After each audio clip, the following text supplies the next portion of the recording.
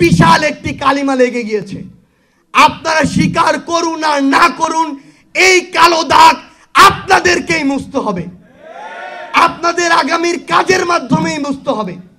আপনারা যদি আপনাদের জায়গা থেকে দায়িত্ব পালন না করেন, বিশ্বাস করুন আর না করুন, আপনাদের পোশাকের যে মর্যাদা, আপনাদের পোশাকের যে ডিগনিটি, ইন্টিগ্রিটি, এটা যতটা ক্ষতিগ্রস্ত হয়েছে, আপনারা যদি নিজের কাজের মাধ্যমে এই ক্ষতিটি পূরণ না করেন, সারা জীবন মানুষের কাছে আপনাদের যে সম্মানের স্থান, সেই সম্মানটি আপনারা কোনোদিনও ফিরে পাবেন না।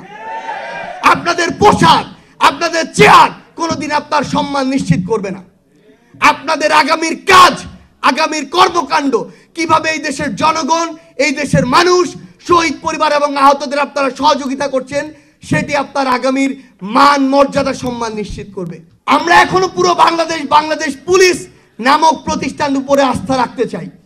আমরা বিশ্বাস করি প্রায় 2.5 লক্ষ পরিবারের, 2.5 লক্ষ সদস্যের যে বাংলাদেশ পুলিশ পরিবার, এই একটি পরিবার যদি সৎ হয়, দুর্নীতির সাথে যুক্ত না হয়, কারো দালাল না সাজে, ক্ষমতার তোষামোদি না করে, নিজের চেয়ার শপথের মূল্যটি বুঝে, এই বাংলাদেশ আগামী 6 মাসের মধ্যে অর্ধেক ঠিক হয়ে যাবে। আমরা কারো অন্ধ দালাল নয়, আমরা কোনো ক্ষমতা পিপাসু নয়।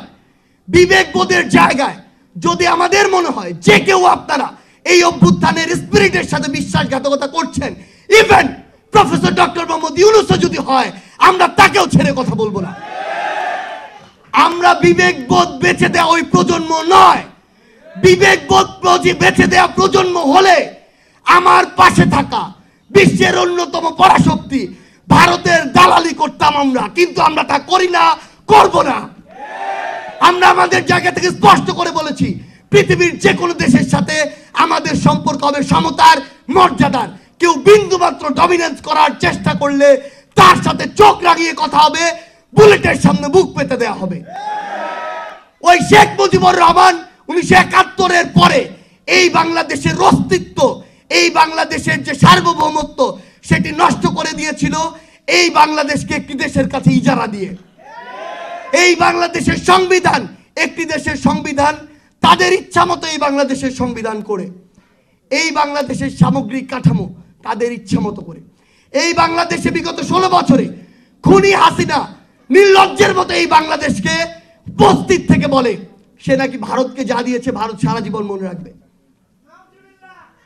আমরা শুধু ভারতকে একটি জিনিসই বলে দিতে চাই, আপনাদের সাথে আমাদের সম্পর্ক কি হবে সেটা আপনারা আপনাদের কাজের